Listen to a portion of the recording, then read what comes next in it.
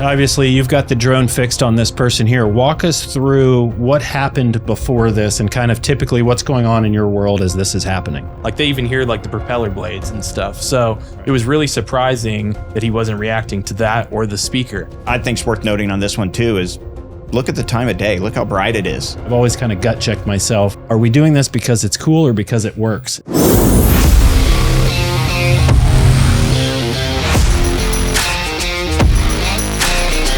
Welcome to the Titan Protection Show. We've got an interesting show here today. I'm here with Tom Keary, Remote Operations Manager on the drone side, and drone operator Jack O'Neill. We have done some reaction videos before where we've broken down different things in physical security, and today we are looking at a video of our own. We've, as we started to deploy these drones out for customers, we're getting some really interesting videos and kind of arrest videos where we're catching people, you know, and we're going to break those down today, and one that specifically kind of caught our attention and was a copper thief. How long ago was this, Jack? I think this was about 2 months ago. Okay. Correct? Yeah. And as we do these, it's always surprising to me, one, the camera quality, some of the other ones that I've seen with the spotlight, you know, but it's just funny as I see these videos start to come in, how they'll surprise me after, you know, we've been doing this for some time. But you know, this was always something that I thought was an interesting line of service, right? But I've always kind of gut checked myself. Are we doing this because it's cool or because it works? And so now that we're seeing it actually work, it's very interesting. So we're going to take this video and kind of walk through it just from the perspective of the drone operator as you're kind of receiving the alert, and then walk us through kind of what's happening here.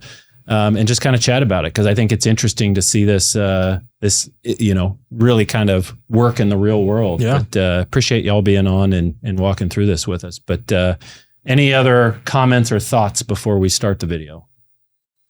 No. I think it's going to be interesting to get everybody to look at it. So. Yeah. Well, and an interesting perspective too, I think, to get your take on it from the person that's actually flying the drone and interacting with it. One of the things that we hear from customers quite a bit, they assume that the drone just flies around by itself. They don't really get the part that you have to have a pilot behind that. A lot of these routes are automated, but then at some point you can take over control and kind of investigate if something. So without further ado, we'll jump right into it.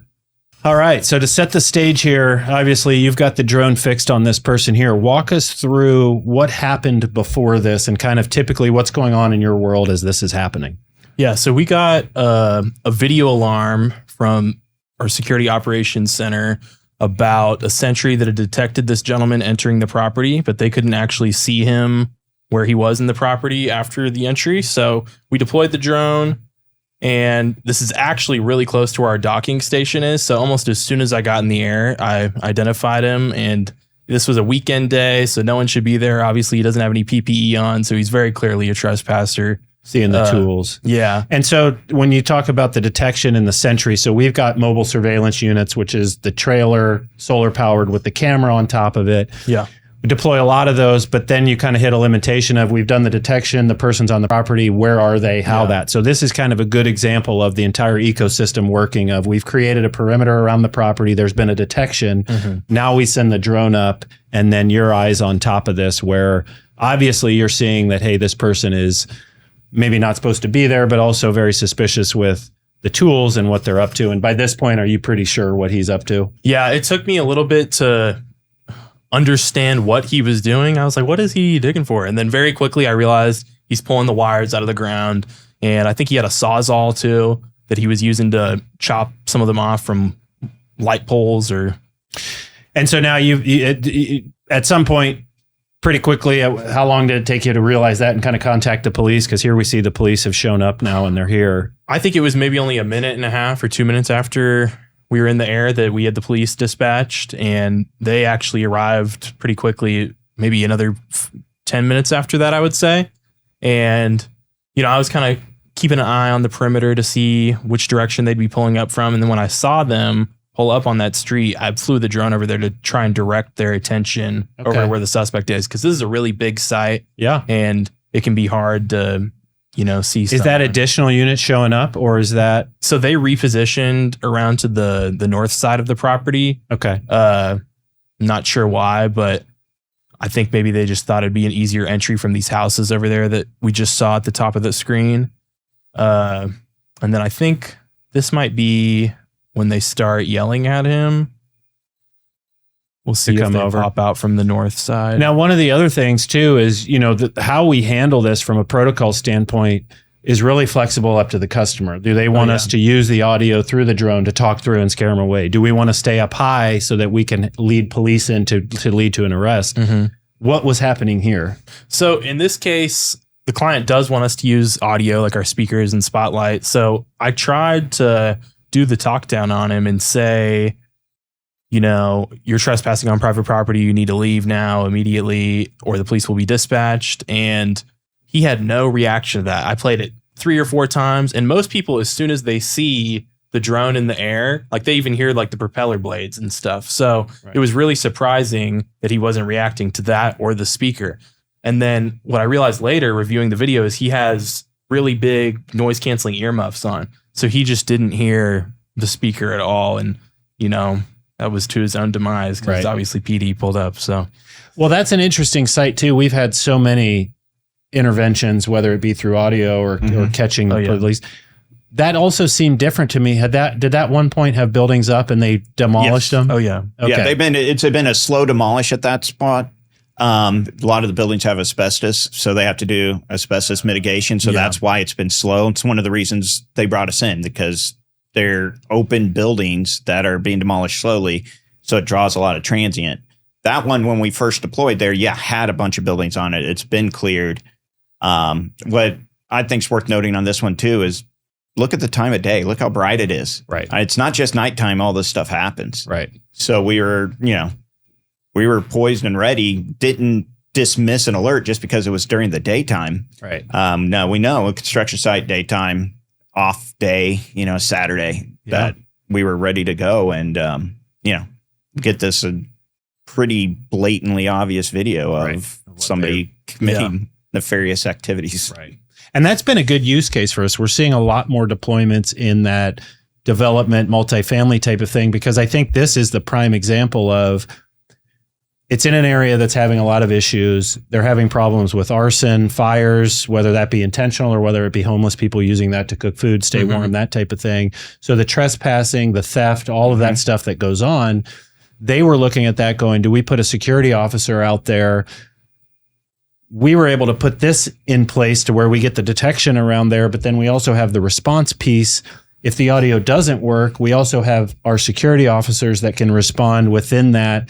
Yeah. But we've saved the client a considerable amount of money as far as putting a security officer there. And then even if they did opt for that, if you had the most attentive security officer on that size of property, they're at one end. Yeah. Do they really see what's going on? Can they stay attentive for, 8 hours at a time? Mm-hmm. That's where we really lead on the technology and kind of blending all of those things together. It's a prime use case. That blended approach, this site is a great example of it because we do have those perimeter detection officers.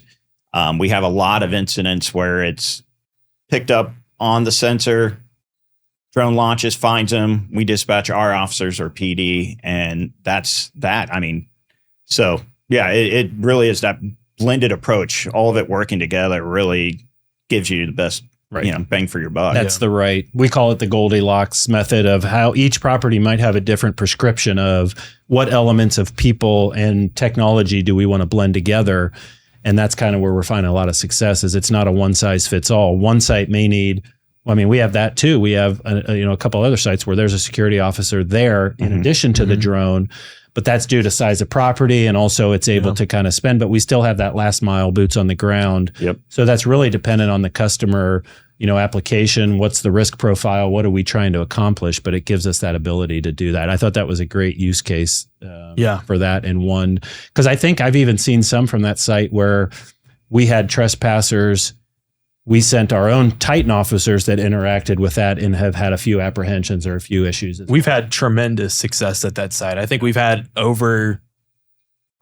don't want to over exaggerate, but I think we've had over 15, maybe even 20 arrests at that site alone. Yeah. And we've only been there for less than 6 months, I think still. Right. So that is, think about how many Right. products you'd be losing off of the site and stuff that would be stolen if it weren't for the drone and the sentries that were deployed. Well, and it's a weird scenario where we're able to increase the security posture by having the continuous detection, the drone, the interventions, the response with the, the security officer, but half the cost of what they're traditionally spending. It's a rare scenario where it's like, we're giving you better security for less money. Yep. But that's the power of blending the technology and the people side thing together. So, well, great use case. I thought it was interesting to, kind of break down and see what you see on the back end of that, but also kind of show and give a play-by-play of what's going on. But great work, Jack. Thank you. Anything else on that side or any other items to talk through on that video?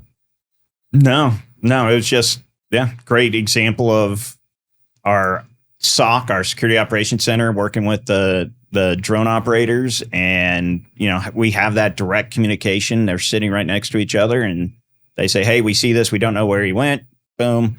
We're up. See him. And we get the eyes on and then take the actions from there. So, right. No, it was a great example of all those pieces working together. So great job.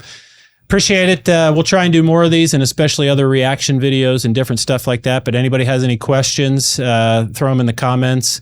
Happy to answer anything. But appreciate y'all watching and we'll see you on the next one.